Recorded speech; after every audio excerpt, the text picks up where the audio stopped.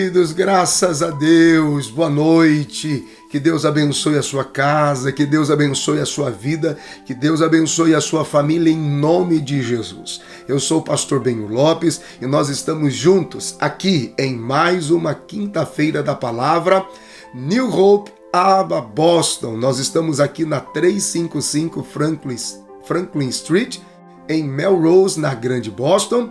Lembrando que as nossas reuniões no culto da palavra temporariamente estão acontecendo às quintas-feiras somente online.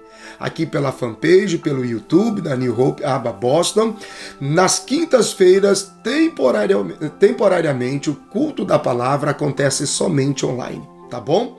No domingo, nós nos reunimos presencialmente. Eu, minha esposa, meus filhos, toda a igreja, você, sua casa, sua família, seus amigos, são bem-vindos. Estamos juntos na 355 Franklin Street, em Melrose, lembrando, 6 p.m. no domingo.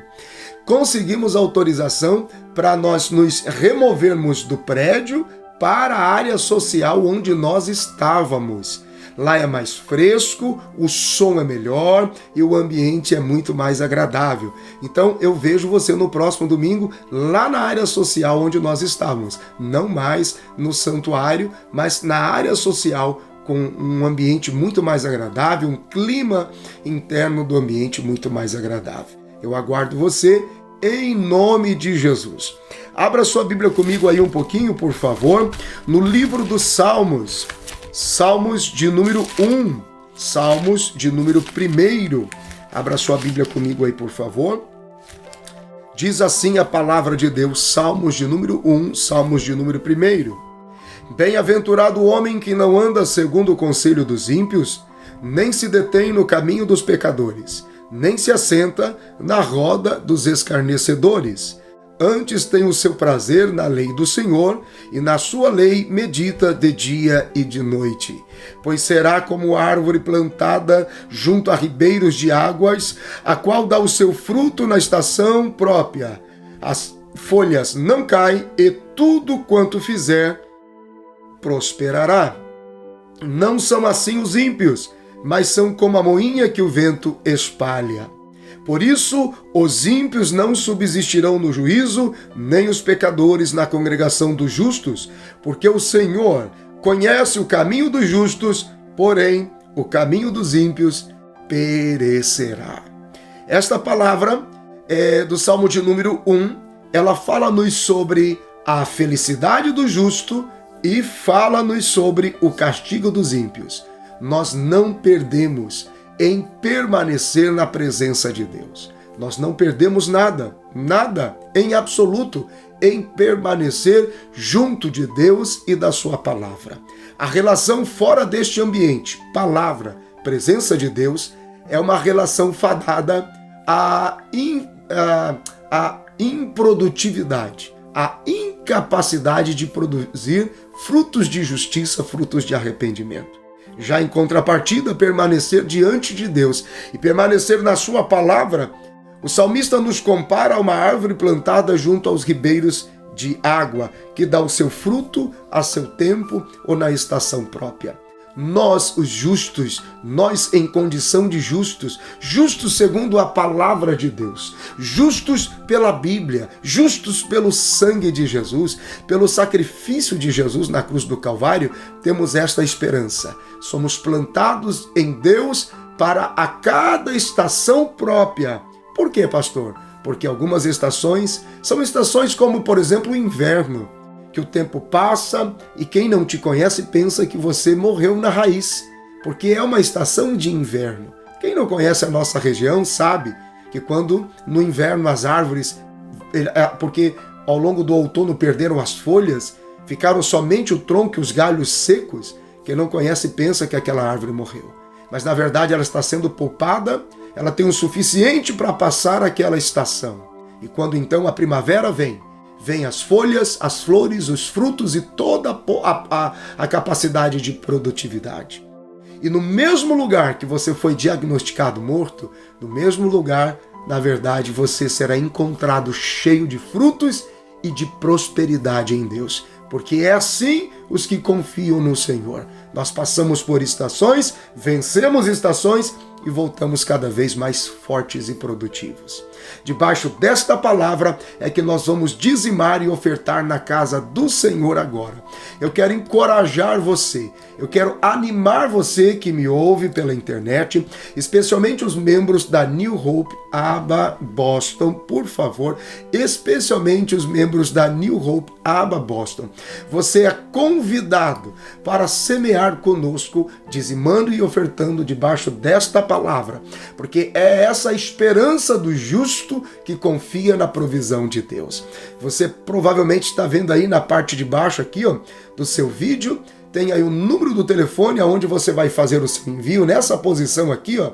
Esse número de telefone aqui é onde você faz o seu envio de dízimos e ofertas online, viu? Pode registrar esse número aqui agora, fazer o seu envio, ou também você pode aqui, ó, nesse código de barras aqui, ó, nessa posição aqui, nesse código de barra, você não só pode, como você deve fazer o seu envio de oferta. Isso, exatamente. Você faz o seu envio de oferta e faz a sua contribuição. E também você participa de toda a estruturação e manutenção desse ministério. Quero te convidar agora para que você possa fazer e com alegria semear na casa de Deus. Por favor, todos os nossos membros virtuais que estão aí conosco, que nos acompanham pela internet, sejam bem-vindos. Esta é a semana que nós estamos nos preparando, a próxima semana é a Semana da Ceia, e os nossos 7 projetos missionários estão de pé, porque você tem sido generoso, porque você tem sido participante desta obra. Eu quero te agradecer, porque até aqui o Senhor nos ajudou. Vou te dar alguns instantes para que você também faça a sua contribuição agora.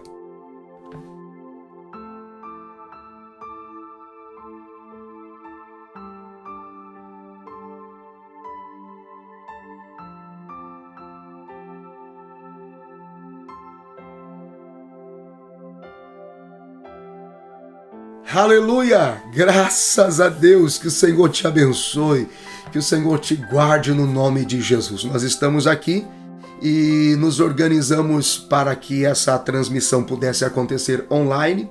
Estamos pleiteando o nosso retorno presencial aos cultos da palavra também, porém não está sendo possível nesse instante na estrutura que nós alugamos. Mas também não é menos importante, nem tem diminuído a nossa assistência. Pelo contrário, domingo nós tivemos um contratempo por uma tempestade que caiu aqui na região de Boston. Não foi possível realizar o culto presencial e o culto foi realizado online. Eu corri aqui nesse nosso ambiente virtual para poder realizar a nossa transmissão, e a transmissão ela ganhou uma visibilidade ainda muito maior naquele domingo, muito mais além do que a gente faz presencial. Então hoje no mundo virtual, no mundo da internet, isso é completamente, totalmente relativo, tá bom?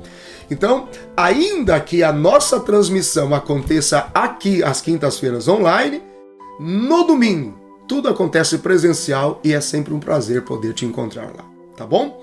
Vamos estudar a palavra de Deus. Hoje é quinta-feira, culto da palavra.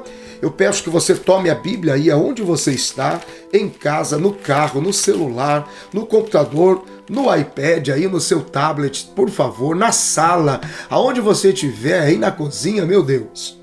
É tempo de estudarmos a palavra do Senhor. Foi por isso que Deus nos mandou para os Estados Unidos. Chegamos aqui atendendo um clamor de um povo que dizia: temos fome da palavra de Deus. Não da manipulação dos assuntos, da manipulação dos temas, da espiritualidade exagerada, não da manipulação espiritual, da imposição de elementos, sejam eles angelicais, espirituais ou elementos de benzimento ou manipulação espiritualizada. Não, esse tempo acabou, já foi, já era. As pessoas não suportam mais. É o tempo genuíno da revelação bíblica, não da revelação condicionada. Porque se querem o seu dinheiro, vão pregar uma mensagem para tirar de você o dinheiro. Porque se querem alguma coisa de você, vão pregar uma mensagem para arrancar isso de você. não porque se esperam um benefício, um favor, alcançar alguma coisa na sua família, vão te obrigar por uma mensagem de família. Gente, pelo amor de Deus, esse tempo já passou. Ninguém suporta frequentar um lugar dessa natureza, desse ambiente condicionado, manipulado institucionalmente, religiosamente. Acabou. Por isso Deus nos trouxe para cá, única e exclusivamente para ministrar a genuína palavra de Deus. Sem competição, sem imposição, sem acusação, sem apontar nada, sem necessariamente querer criar um vínculo ou uma imagem idólatra de exclusividade ministerial, exclusividade eclesiástica. Não. Palavra de Deus. Se você deseja nos conhecer, faça-nos uma visita presencialmente aos domingos, 355 Franklin Street em Melrose, New Hope, Aba, Boston. Eu espero você lá. Amém? Vamos estudar a palavra de Deus? Hoje nós estamos concluindo a primeira epístola universal do apóstolo João. Depois vamos, na semana que vem, estudar toda a epístola universal segunda, e na outra semana vamos concluir estudando toda a terceira epístola universal de João. Então eu quero que você pegue aí a sua Bíblia agora, por favor. Pegue aí a sua Bíblia agora. Eu ergui a Bíblia aqui. Tivemos um contraste de imagem, não tem problema. Por isso eu quero que você pegue a sua Bíblia aí agora comigo e abra na Epístola Universal Primeira de João, ok? Epístola Universal Primeira de João. E encontre aí o capítulo de número 5. E nós vamos estudar hoje todos os versículos de 1 a 21. Poderosíssimo esse conteúdo aqui para a sua vida, para a sua casa e para a família. Pastor, nós vamos estudar tudo isso? Vamos estudar tudo isso porque é culto da palavra, ok? Culto da palavra. Se você não pegou o estudo da Epístola Universal Primeira de João, desde o começo, visite as mídias sociais da igreja, vai lá, estuda lá com a gente e você vai ver desde o primeiro capítulo, estamos falando sobre o amor de Deus, ok? Primeira Epístola de João, capítulo de número 5, versículo 1 até o versículo 21. Todo aquele que crê que Jesus é o Cristo é nascido de Deus, e todo aquele que ama ao que o gerou também ama ao que dele é nascido. Nisto conhecemos que amamos os filhos de Deus quando amamos a Deus e guardamos os seus mandamentos. Porque este é o amor de Deus, que guardamos os seus mandamentos, e os seus mandamentos não são pesados. Porque todo que é nascido de Deus vence o mundo, e esta é a vitória que vence o mundo, a nossa fé. Quem é que vence o mundo, senão aquele que crê que Jesus é o Filho de Deus? Este é aquele que veio por água e sangue, isto é, Jesus Cristo, não só por água, mas por água e por sangue. E o Espírito é o que testifica, porque o Espírito é a verdade. Porque três são os que testificam no céu: o Pai, a Palavra e o Espírito Santo. E estes três são um. E três são os que testificam na terra: o Espírito, a água e o sangue. E estes três concordam num. Se recebemos o testemunho dos homens, o testemunho de Deus é maior, porque o testemunho de Deus é este, de que seu Filho testificou. Quem crê no Filho de Deus, em si mesmo tem o testemunho. Quem a Deus não crê, mentiroso fez, porquanto não creu no testemunho que Deus de seu Filho deu. E o testemunho é este, que Deus nos deu a vida eterna, e esta vida está em seu Filho. Quem tem o Filho tem a vida. Quem não tem o Filho de Deus não tem a vida. Estas coisas vos escrevi, os que credes no nome do Filho de Deus, para que saibais que tendes a vida eterna e para que creais no nome do Filho de Deus. Esta é a confiança que temos nele. Eu gosto desse versículo 14 e 15. Que se pedirmos alguma coisa, segundo a sua vontade, ele nos ouve. E se sabemos que nos ouve, em tudo o que pedimos, sabemos que alcançamos as petições que lhe fizemos. Se alguém vir pecar seu irmão, pecado que não é para a morte, orará, e Deus lhe dará a vida àqueles que não pecarem para a morte.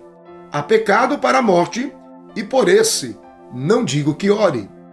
Toda a iniquidade é pecado, e há pecado que não é para a morte. Sabemos que todo aquele que é nascido de Deus não peca, mas o que de Deus é gerado conserva-se a si mesmo, e o maligno não lhe toca. Sabemos que somos de Deus e que todo mundo jaz no maligno. E sabemos que já o Filho de Deus é vindo e nos deu entendimento para que conheçamos ao verdadeiro. E no que é verdadeiro estamos, isto é, em seu Filho Jesus Cristo. Este é o verdadeiro Deus e a vida eterna.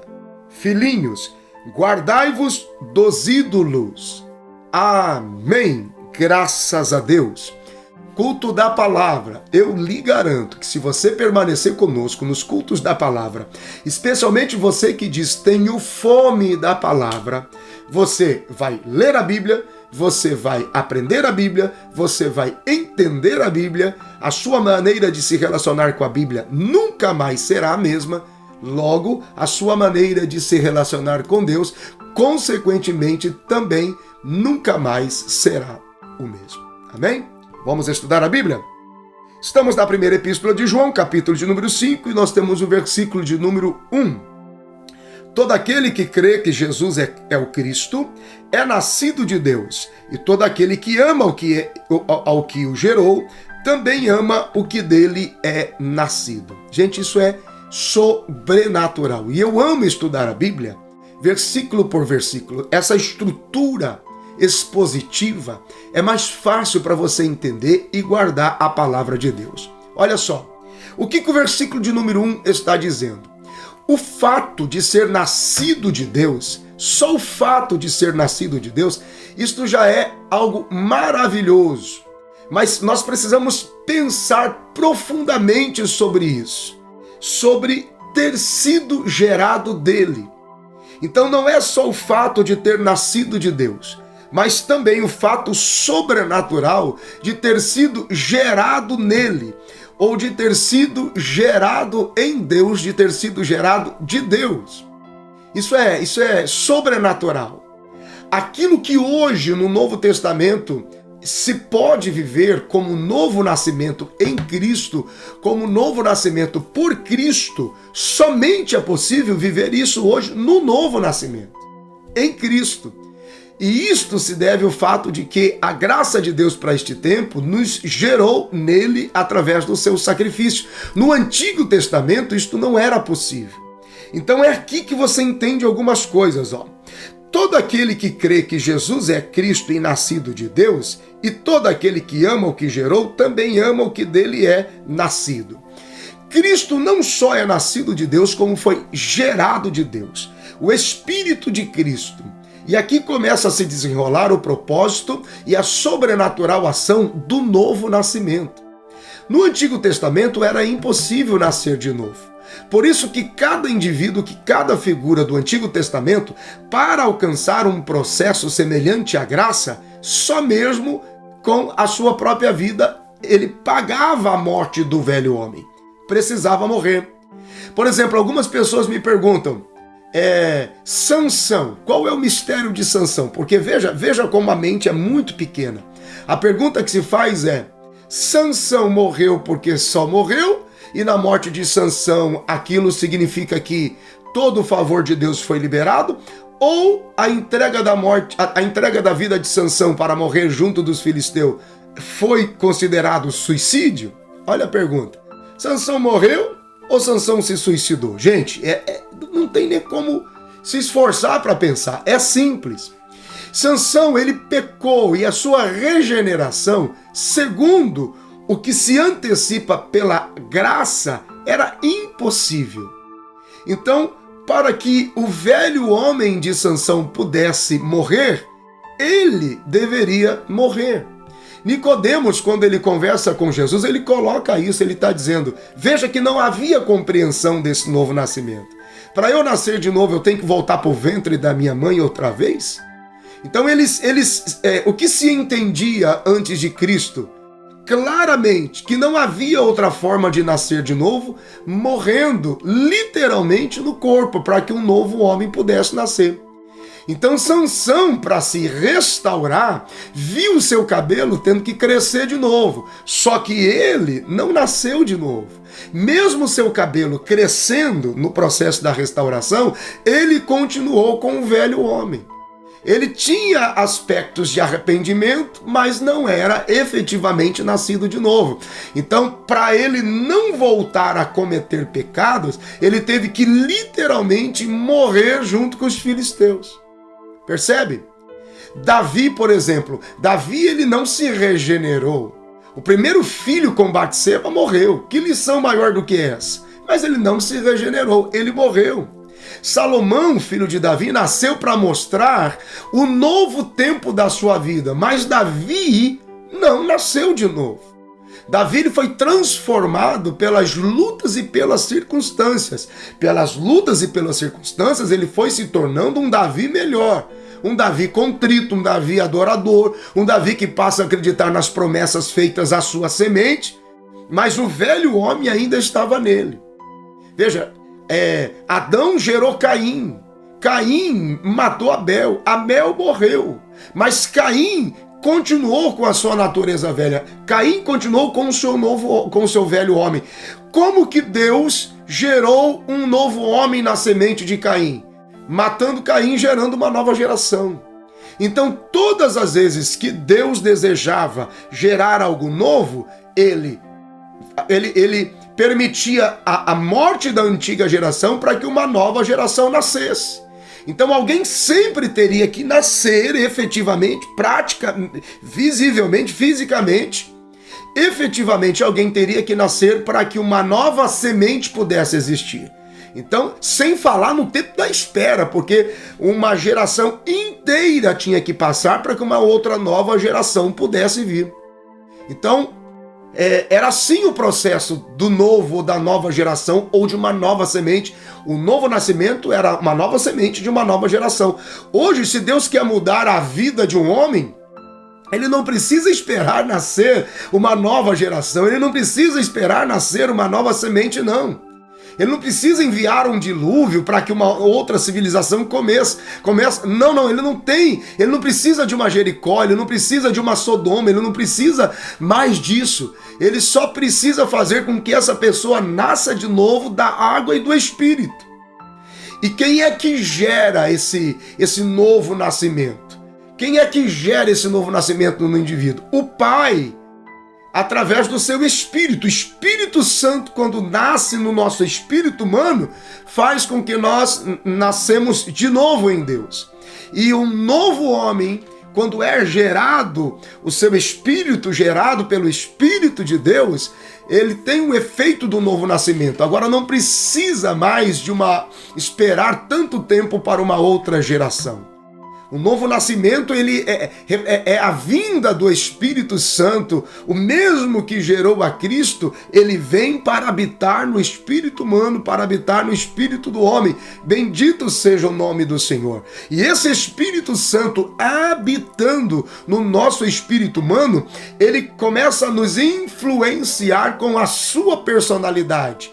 Ele influencia o nosso intelecto, ele influencia o nosso sentimento e ele influencia a nossa vontade. Então os nossos hábitos agora são hábitos novos de quem nasceu, de quem foi gerado outra vez. Ele vem para nos gerar uma nova pessoa. Então você não precisa morrer e da sua semente então gerar algo novo, morrer fisicamente. Mas nós morremos no velho homem quando aceitamos a Jesus e no processo do batismo, semelhante a ele, somos sepultados e de lá saímos como que ressuscitados com ele para uma nova vida. E isso é forte demais. Pegou aí, gente? Palavra de Deus. Quinta-feira, estudo da palavra. Vamos estudar a Bíblia. Versículo de número 2. Nisto conhecemos que, pega lá, versículo de número 2. Nisto conhecemos que amamos os filhos de Deus quando amamos a Deus e guardamos os seus mandamentos. Ou seja, falamos exaustivamente no capítulo anterior. Se amamos a Deus e guardamos os seus mandamentos, sabemos com esta atitude de guardar os mandamentos que verdadeiramente amamos a Deus. E se amamos a Deus, amamos todos os que conosco somos nascidos de Deus. O exemplo muito interessante no Antigo Testamento é o exemplo de Ruth. Porque Ruth, a moabita, teve que tomar uma decisão. Então, ela seria considerada povo de Noemi se amasse o povo de Noemi, se amasse o Deus de Noemi e se amasse a herança de Noemi. Assim também nós que somos nascidos de Deus, amamos o povo de Deus, amamos a promessa sobre este povo, amamos o Deus desse povo e amamos a herança desse povo, porque nós nos tornamos povo de Deus com eles. Versículo de número 3. Porque este é o dom de Deus, que guardaste os seus mandamentos, e os seus mandamentos não são pesados. Bendito seja o nome do Senhor. Os seus mandamentos não são pesados. Gente, o amor de Deus, ele é palpável. Se nós guardamos os seus mandamentos, que são palpáveis através da sua palavra, o que é a palavra? A palavra é o verbo. Quem é o verbo? O verbo é Cristo. A palavra é Cristo. Se amamos a palavra de Deus, amamos o verbo. Se amamos o verbo, amamos a Cristo. Então amamos tudo o que o verbo se tornou na carne, porque a palavra habitou a carne, a palavra habitou em corpo e se fez carne, e este é o amor de Deus. Então, quando guardamos os seus mandamentos, que se fez carne em nós, que se fez carne por nós, Cristo, nós o amamos de verdade. E este é o amor de Deus, que guardamos os seus mandamentos. Guardar os seus mandamentos é guardar o verbo, é guardar Cristo em nosso coração. Versículo de número 4. Porque todo que é nascido de Deus vence o mundo. E esta é a vitória que vence o mundo, a nossa fé. Bendito seja o nome do Senhor. Esta é a vitória que vence o mundo. E ela somente pode se tornar um fato se a pessoa que nasceu de Deus ama a Cristo de todo o coração. A fé é a nossa vitória. A fé vem pelo ouvir pela palavra de Deus, a palavra é o verbo é Cristo. E esta é a vitória que vence o mundo. Aleluia! A nossa fé. A vitória que vence o mundo é guardar a nossa fé pela palavra, que é o verbo, guardar a palavra de Cristo. Por isso que o verbo habitou entre nós. O verbo, a palavra, habitou na carne. Cristo precisa habitar em nós para vencermos pela fé este mundo. Escute, quando Jesus ordena a João, na ilha de Patmos, que escreva à igreja de Laodiceia, ele fala sobre venha, ele chama a atenção de Laodiceia dizendo, você pensa que é rica e tem de tudo, nada tem falta, mas você é desgraçada, você é pobre, você é cega e você é nu. Veja que condição deplorável. Mas aí, no versículo seguinte, Jesus diz, aconselho-te que venha e compres de mim ouro provado no fogo. O que é um ouro provado no fogo? O ouro provado no fogo é que ele passa pelo fogo no processo de purificação tantas vezes que chega um momento em que ele perde o dourado do ouro e passa a refletir a intensidade e a luz do fogo que o purificou. Essa é a fundição do ouro. Não sei se você já viu uma fundição de ouro.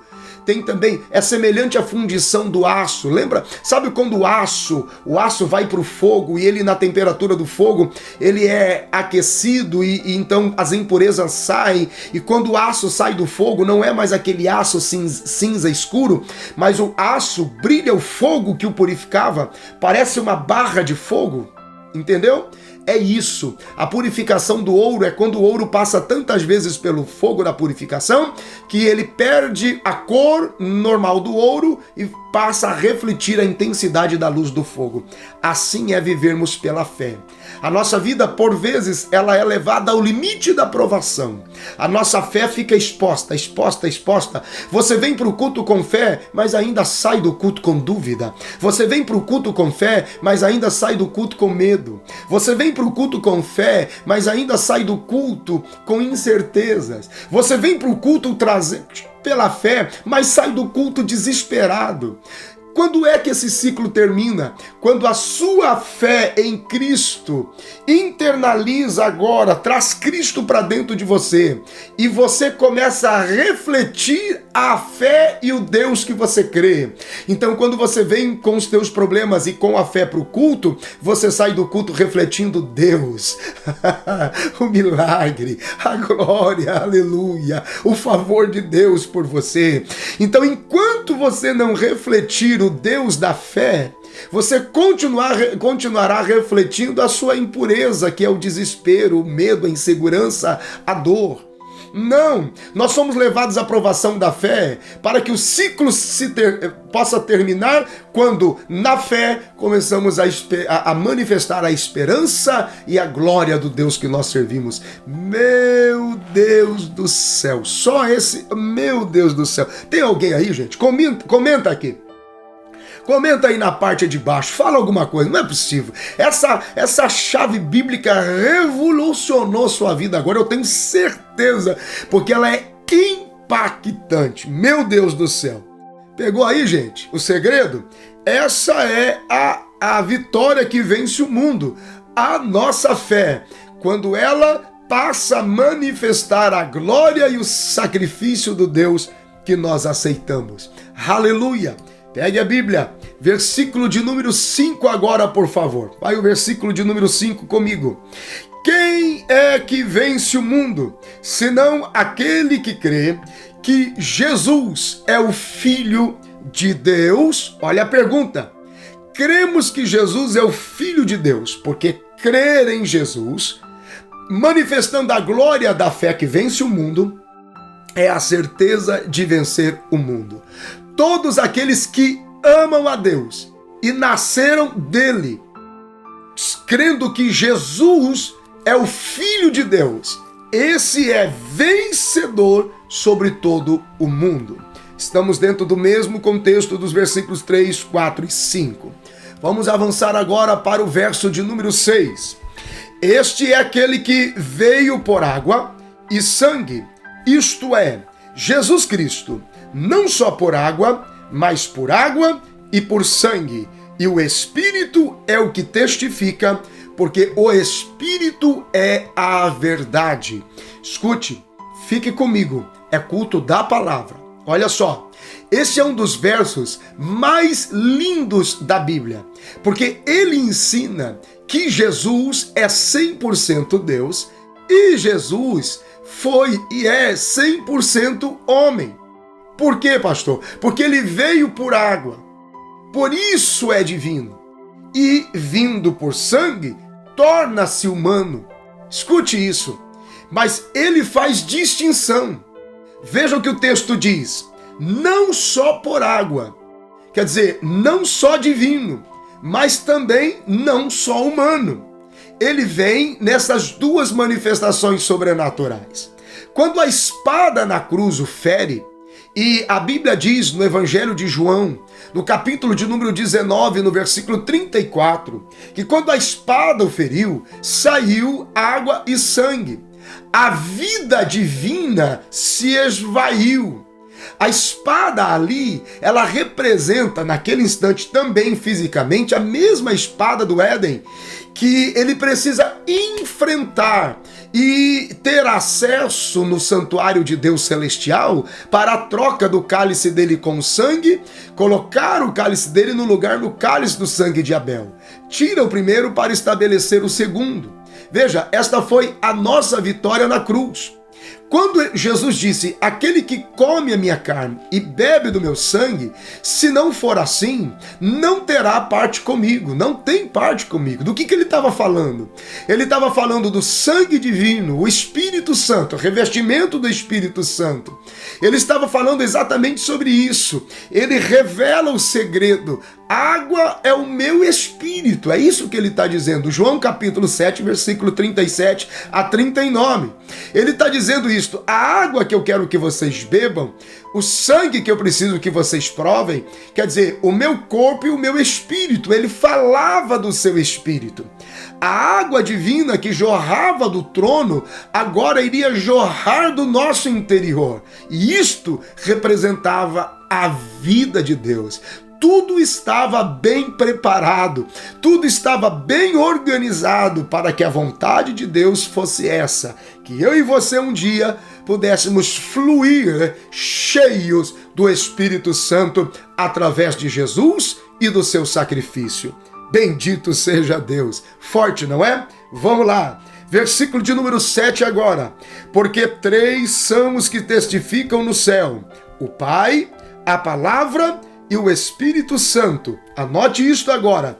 E estes 3 são um. Nós temos aqui a perfeita unidade da divindade. Olha só como eles interagem. Um dá testemunho do outro. Um glorifica o outro. É diferente da unidade de ministérios e denominações, aonde um quer ser mais do que o outro, um quer ser mais poderoso do que o outro. Pelo amor de Deus, vamos aprender com a unidade da divindade celestial. Aqui está, o Espírito glorificou o Pai no Antigo Testamento. Era Ele quem em tudo fazia para que o Pai tivesse preeminência e fosse glorificado. No tempo de Cristo, Ele glorificou o Pai. Na dispensação da graça, o Espírito glorificou o Filho. Todas as ações da divindade é para que um glorifique o outro.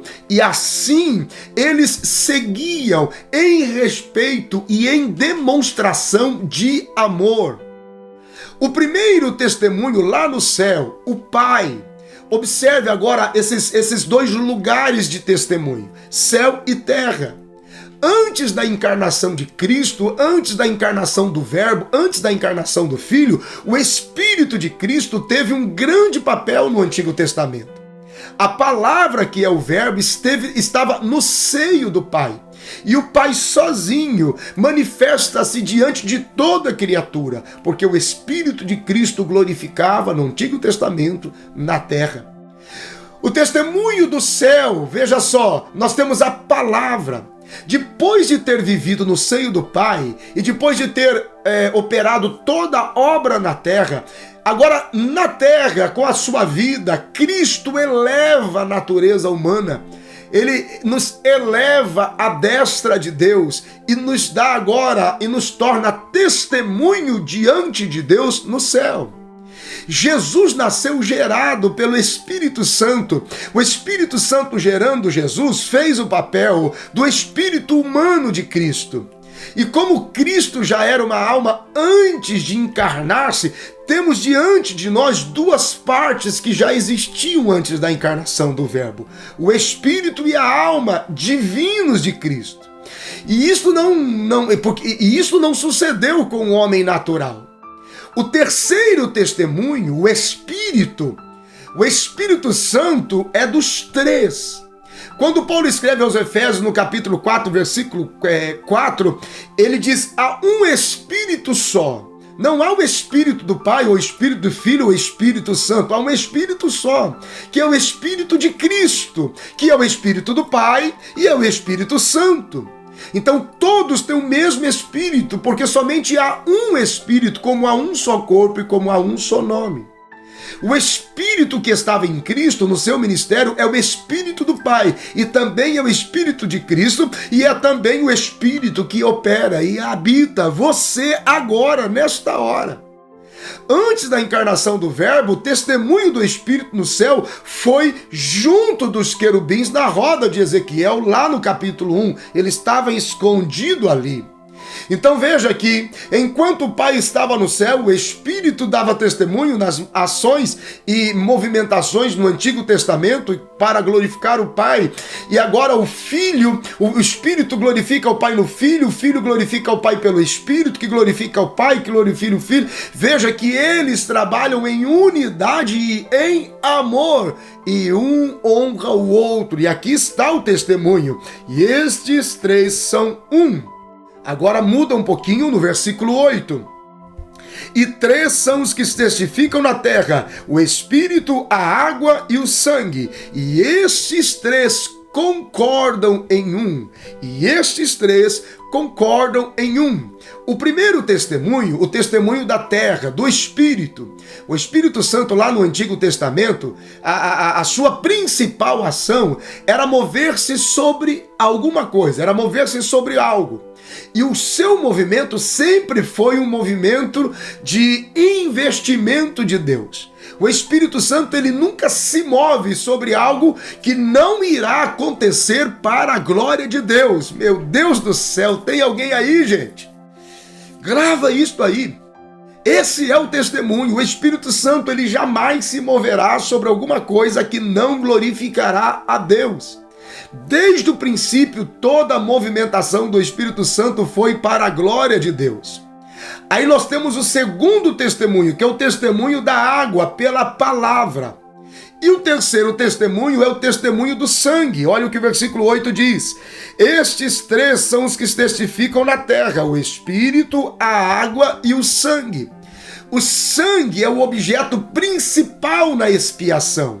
O sangue de Jesus derramado, ele testifica na terra, junto com a água, o corpo de Cristo, a palavra, o verbo e a vida de Deus estão testificando nele que ele é nascido de Deus. E agora há uma concordância, percebe? Veja, eles não são um.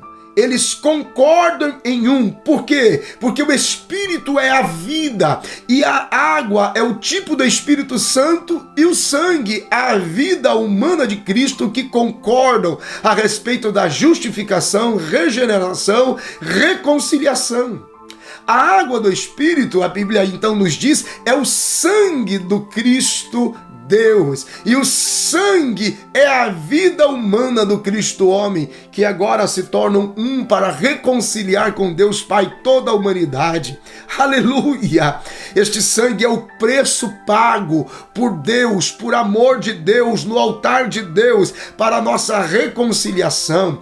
Foi o sangue de um homem inocente que jamais pecou. Bendito seja o nome do Senhor, que viveu em completo estado de entrega, serviço, propósito e vontade a Deus.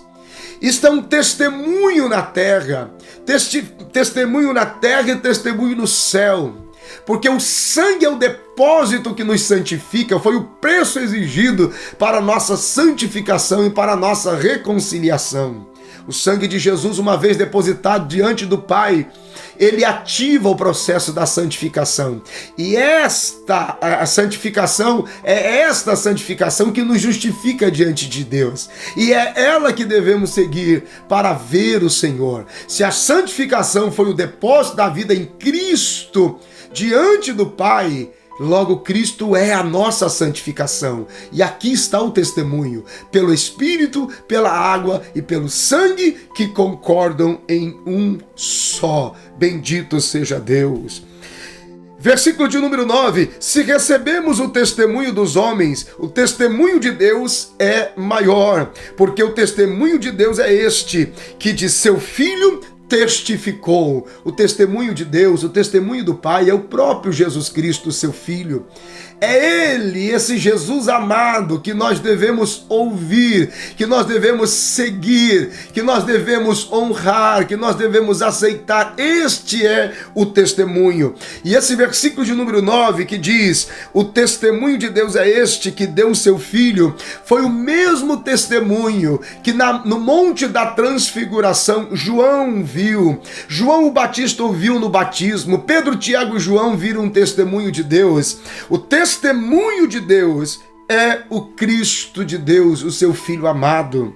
Versículo de número 10. Quem crê no Filho de Deus em si mesmo tem o testemunho. Quem a Deus não crê, mentiroso fez, porque não creu no testemunho que Deus de seu Filho deu. É interessante isto aqui. Quem crê no Filho de Deus tem o testemunho desta obra poderosa, o testemunho de Deus em nós, a prova de que Deus nos tem dado um testemunho de vida eterna é crer no Filho de Deus e amá-lo. O Cristo batizado e o Cristo glorificado. Precisamos crer no Cristo do Jordão e no Cristo da cruz. O Cristo que se identifica com os homens e com seus pecados. E o Cristo que se identifica com a glória do Pai por toda a eternidade.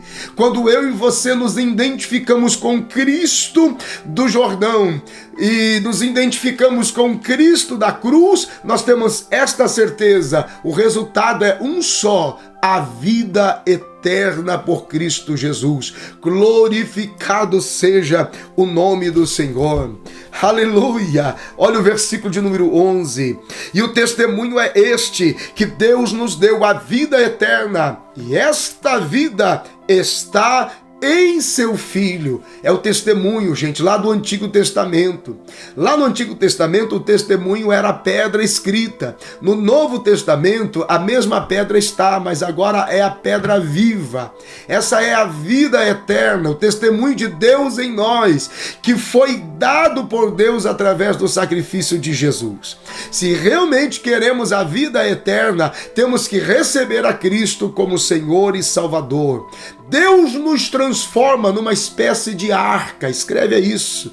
Deus nos transforma, à medida que entregamos a nossa vida a Cristo, somos transformados numa espécie de arca do testemunho. Eu vou até anotar aqui mais uma vez, se você quiser, anota aí na sua Bíblia também. Esse é o testemunho, a arca do testemunho. Por que a arca do testemunho? Porque nós nos transformamos nesta arca, aonde Ele põe em nós o seu Espírito, o seu amor e a sua vida. O testemunho é esse, que Deus nos deu a vida eterna e a vida está em seu Filho. É isto que o mundo espera ver em nós, como arcas do testemunho vivas, que manifestam o Espírito de Deus, o seu amor e a vida de Deus em nós. Versículo de número 12. Quem tem um filho tem a vida. Quem não tem o Filho de Deus não tem a vida. Porque não permanecer em Jesus é não permanecer no amor. Aqui se completa nos versículos 11 e 12, a exemplo da arca do testemunho, nós temos aqui, a vara de Arão que floresceu. Então, para permanecer em amor e com amor em Deus, isto significará vara florescida, que apontam para os frutos. Ou seja, nós devemos amar uns aos outros e não sair do tabernáculo neste relacionamento, que significa não quebrando a comunhão. Para permanecer com a vida que temos, a vida em Jesus, devemos permanecer em amor, pela frutificação do perdão em amor, mantendo-nos no tabernáculo de Deus, mantendo-nos em comunhão com os nossos irmãos. Bendito seja Deus. Nós somos a arca e Ele é a vida que habita em nós. Então, se nós temos o Filho, temos a Escritura, temos a confiança, temos o amor, temos o testemunho da vida, temos os frutos dignos de arrependimento e de amor. Aleluia! Então nós somos testemunhas vivas de Jesus. Meu Deus, a Bíblia é muito rica, irmãos. A Bíblia é muito rica, olha isso. Versículo 13. Estas coisas vos escrevi, os que crestes no nome do Filho de Deus, para que saibais que temos a vida eterna e para que creais no nome do Filho de Deus. Gente, olha isso. Eu vou até destacar aqui, Pega uma caneta aí. Anota ali no versículo 3.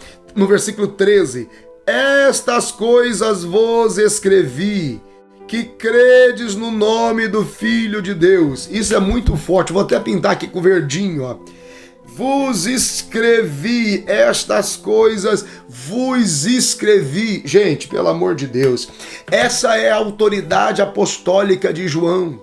O escrito apostólico de João dá testemunho da vida eterna. E quando ele diz assim, eu estou escrevendo para que creiam. Observe o poder da escrita profética, observe o poder do testemunho do ministério profético de João. Ele está dizendo, bem-aventurados serão vocês que têm o Filho, que têm a Escritura, que têm a confiança, que frutificam no amor, que manifestam a vida, que fluem por intermédio do perdão. Aleluia! A palavra que eu vos escrevo agora é para que creiam no nome do Filho de Deus. A mensagem que eu vos prego nesta quinta-feira da palavra é para que creiam no nome do Filho de Deus, Jesus, e manifestem o Filho, manifestem a confiança, manifestem a Escritura, manifestem a vida, manifestem o amor, manifestem a comunhão. Oh, aleluia! Quando eu vejo as intrigas dentro da igreja, quando eu vejo as disputas dentro da igreja, quando eu vejo os ciúmes, a inveja, a vontade de ter o que é do outro e de disputar em quem é mais famoso ou em quem é mais poderoso, definitivamente nunca conheceram a Bíblia, nunca conheceram a palavra de Deus para respeitá-la e amá-la e viver como tal. Gente, pelo amor de Deus, sejam bem-vindos à palavra de Deus. Eu sei que você estava com fome, eu sei que você estava com saudade de ouvir uma palavra bíblica e revelada. Veja que em nenhum momento eu me esforço para minhas argumentações pessoais, permitindo que a minha mente flua através de especulações minhas, espiritualizando aquilo que não está espiritualizado. Essa mania de dizer, olha o que Deus está me mostrando, olha o que Deus está me dizendo, segundo a sua imaginação, não, tem que ser segundo a Bíblia. Tem que ser segundo a Bíblia, tem que ser segundo a palavra de Deus. É segundo a Bíblia, é segundo a palavra de Deus. Meu Deus, tem alguém aí? Diga alguma coisa. A palavra de Deus está ausente de muitos púlpitos.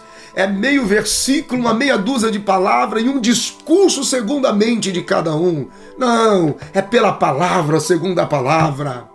Versículo de número 14. Vamos fazer o 14 e o 15. E esta é a confiança que temos nele, que se pedirmos alguma coisa segundo a sua vontade, ele nos ouve.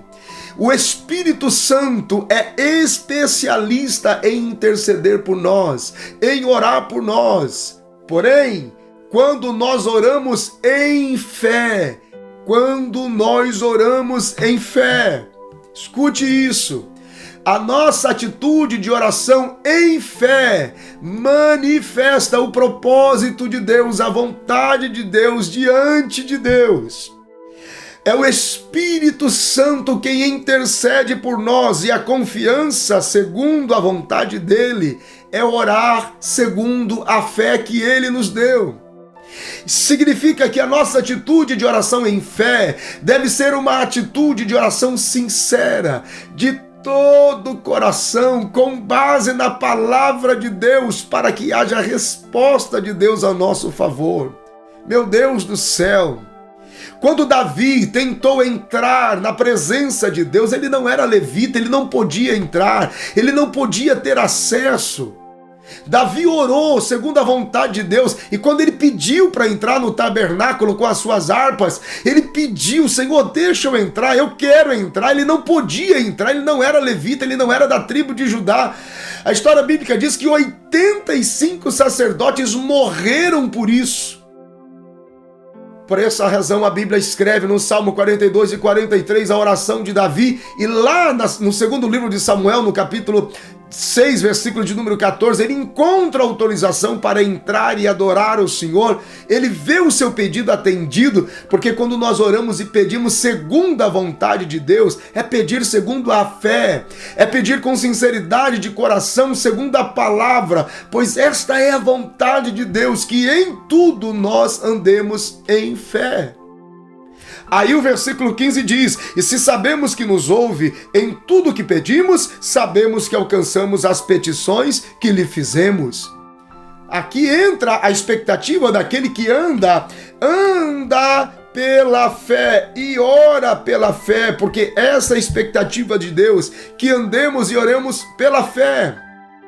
Aqui está o que a gente chama de a oferta de ações de graças. Deus é quem recebe. Quando a nossa atitude de oração é semelhante a uma oferta de ação de graças, é Deus quem recebe antecipadamente as nossas ações de graça. E Ele nos responde. E ainda que sejamos infiel, Deus sempre será fiel. Essa é a única diferença. Deus sempre permanecerá fiel.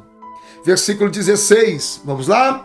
Se alguém vir pecar seu irmão, pecado que não é para a morte, orará e Deus lhe dará a vida. Aqueles que não pecarem para a morte, há pecado para a morte, e por essa eu digo que não orem. Então a pergunta aqui agora é: o que é o pecado para a morte? O pecado para a morte não é um grande pecado.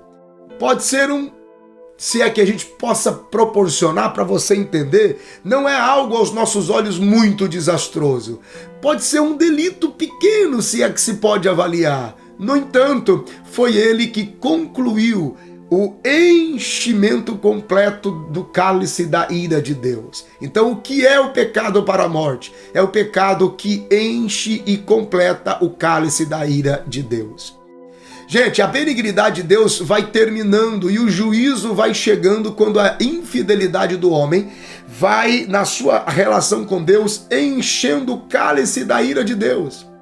Cada ser humano, cada cidade diante de Deus tem um cálice que vai se enchendo à medida da maldade, à medida da iniquidade. Tem um texto no livro do Gênesis, no capítulo de número 15, no versículo 16, se você tiver aí a sua Bíblia, abra comigo. Gênesis 15, 16. E a quarta geração tornará para cá, porque a medida da injustiça dos amorreus ainda não está cheia. Escute isso. Existe uma medida no cálice da ira de Deus. E qual é o pecado para a morte? O pecado que naquele instante tornou-se o último delito, ou o delito último que fez o cálice da ira de Deus transbordar. Percebe? Se o cálice da ira de Deus se enche, ele vai abundar sobre todos os outros pecados não confessados, não cobertos, não expiados. O pecado para a morte é aquele que enche o cálice da ira de Deus, então não fique inventando coisa. Quando o homem chega a este nível, não adianta mais orar. Por isso, quem confessa e deixa alcança misericórdia, porque pecados praticados e não confessados vão enchendo o cálice da ira de Deus, enchendo o cálice da ira de Deus. Não foram confessados, não foram expiados, foram enchendo o cálice. De repente, por menor que se torne o delito, aquele delito tão pequeno em relação aos demais foi o suficiente para que a ira de Deus transbordasse do seu cálice. É isto que o texto está dizendo.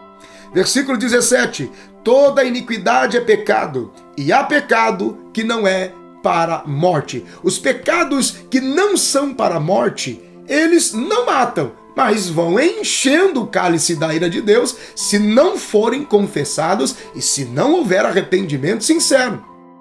Eles podem ser perdoados, expiados através da confissão e arrependimento. Quer dizer, mudou-se a prática, mudou-se a direção. Todos os atos de pecado dos cristãos são como uma nota promissória assinada em branco, que autoriza Satanás a entrar na presença de Deus e a acusá-los. Apocalipse 12, 12. Então, todo pecado praticado não confessado é um cheque em branco que você assina para que o diabo te acuse diante de Deus. Aquele que confessa e deixa alcança misericórdia. Versículo de número 18, sabemos que todo aquele que é nascido de Deus não peca, mas o que de Deus é gerado conserva-se a si mesmo e o maligno não lhe toca. A confissão, o arrependimento, faz parte da vida dos nascidos de Deus e que buscam permanecer em Deus para não pecar.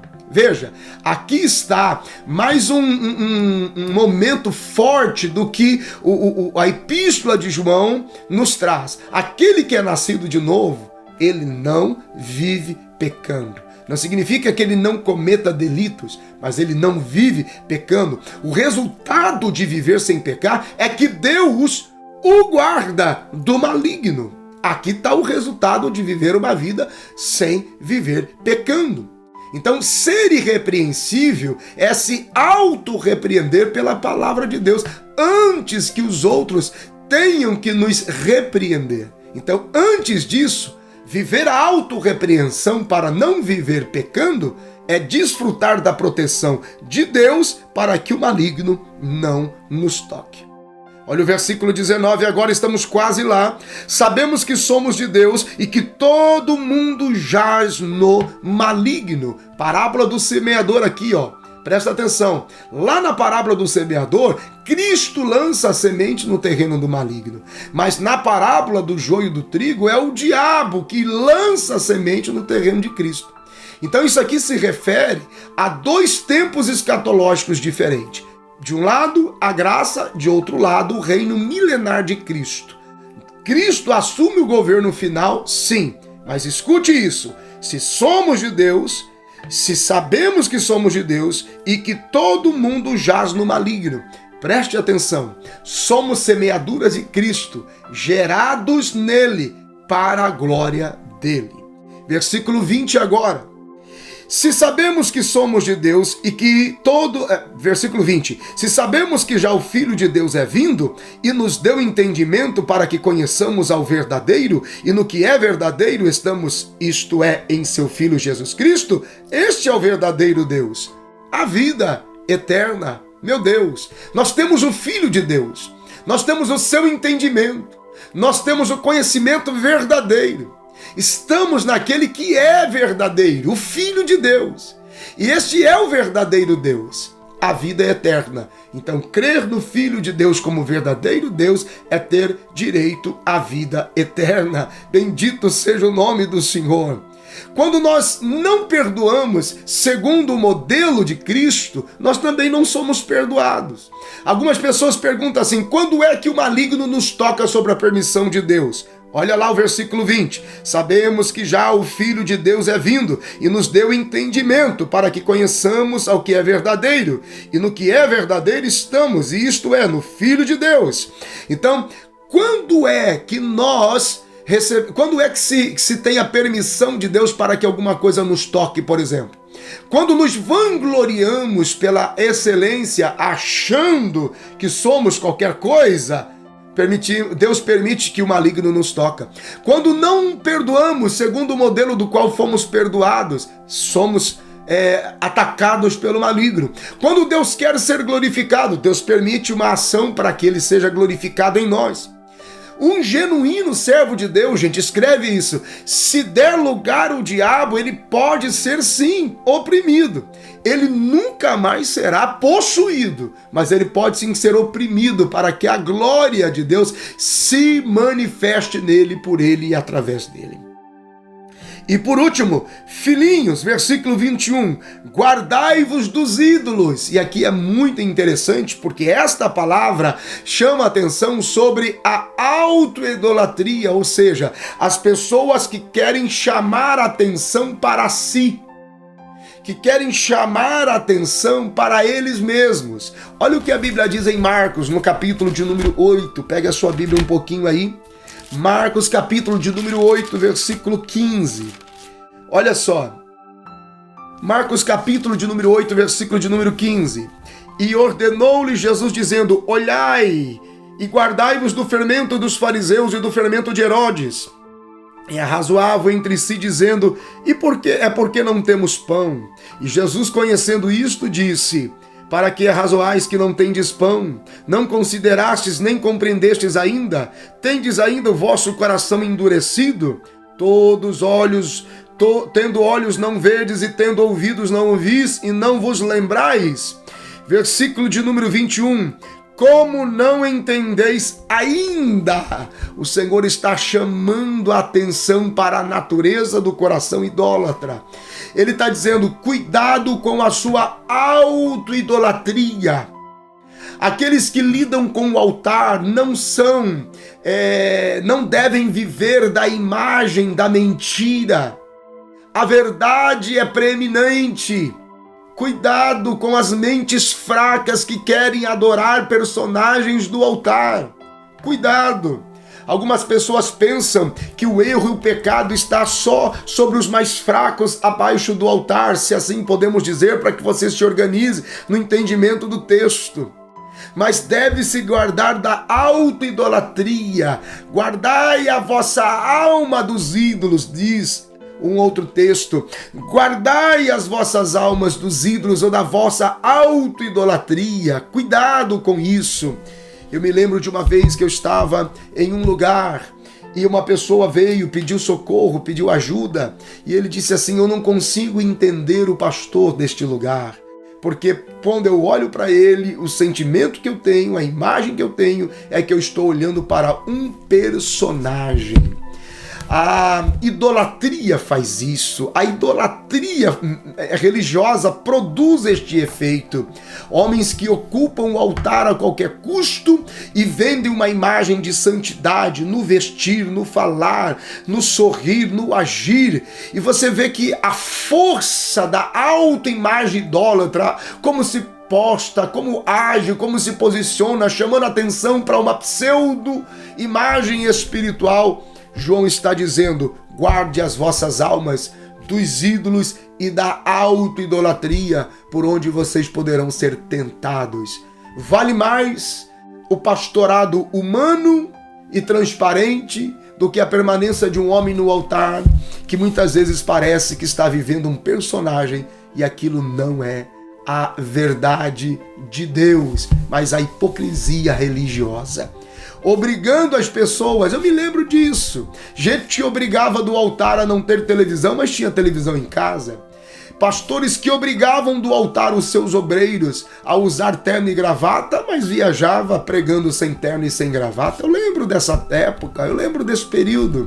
Gente do altar obrigando os filhos dos outros a serem santos, mas permitindo que os seus filhos praticassem a iniquidade.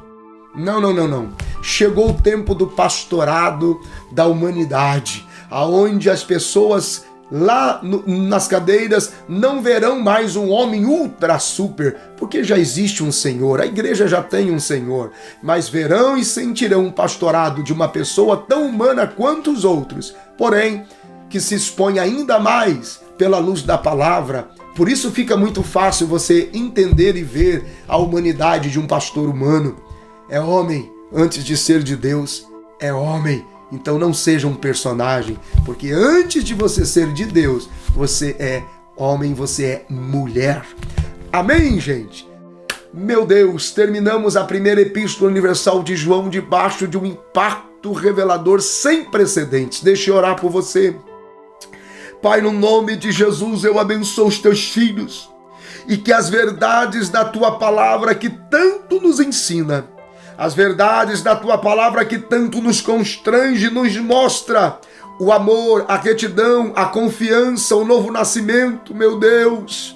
Não se precisa mais matar uma humanidade inteira para nascer outra, só precisa nascer de novo. Obrigado porque a tua palavra nos ensina e a tua palavra com verdade nos inspira e nós amamos a tua palavra. Obrigado, Senhor, pela oportunidade de poder ensinar a tua palavra nesta terra, como o Senhor prometeu que assim eu faria. E aonde houver agora famintos por tua palavra, eles sejam cheios da tua verdade, cheios de Deus agora, porque amamos a tua palavra, nós nos derramamos na esperança do que a tua palavra significa para nós. Aquele que ama a Deus, ama o Verbo, ama o Filho de Deus, ama os que são de Deus, conserva-nos, Senhor, na frutificação do amor e na comunhão do tabernáculo entre os irmãos. Por isso te adoramos e te agradecemos, no nome de Jesus, para a glória de Deus.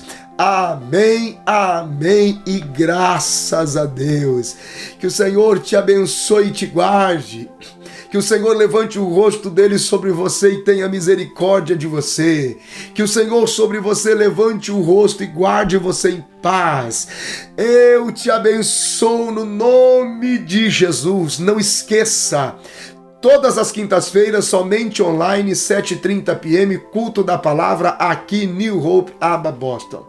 Todos os domingos, presencial. Eu estou lá, minha esposa, meus filhos, a sua casa, a sua família, juntos, lá na 355 Franklin Street, Melrose. Para os que são de Boston e região, sejam bem-vindos. Convide alguém que ama a Bíblia, que gosta de estudar a Bíblia, convide alguém e traga-o para ouvir a palavra de Deus presencialmente no domingo, 6 p.m. em ponto começamos. E para aqueles que não podem estar presencialmente, estão fora da nossa região, fora dos Estados Unidos, nos acompanhe online pelas redes sociais. Que Deus te abençoe, em nome de Jesus. Até a próxima reunião.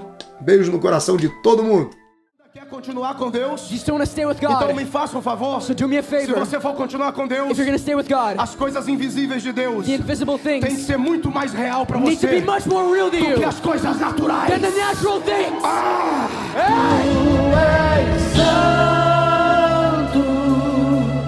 Santo, Santo é o Senhor, Tu és Santo, Santo,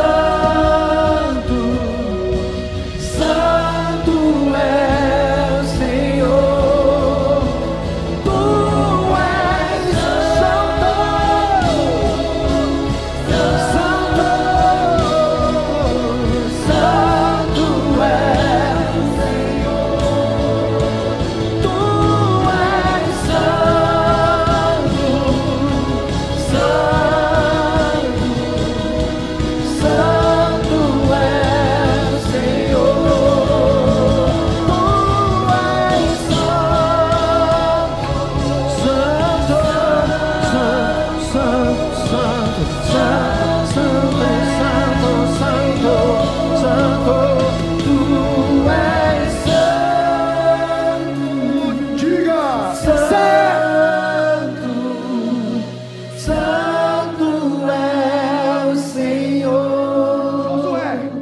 Joshua, fall Jericho Falls.